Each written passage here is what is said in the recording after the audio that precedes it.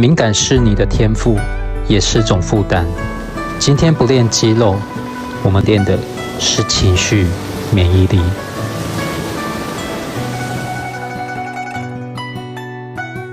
想象海浪轻推后背，把焦虑吐进大地。吸气4秒，屏气2秒，吐气6秒。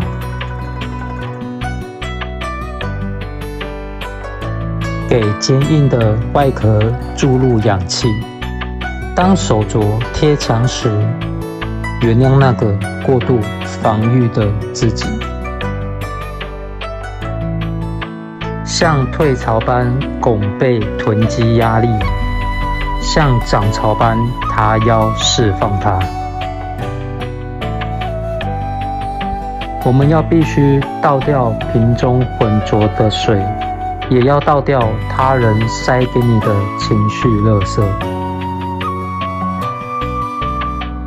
外壳不是枷锁，是你温柔的铠甲。推起时，感受守护自己的力量。让情绪成为流动的能量，而不是凝固的冰山。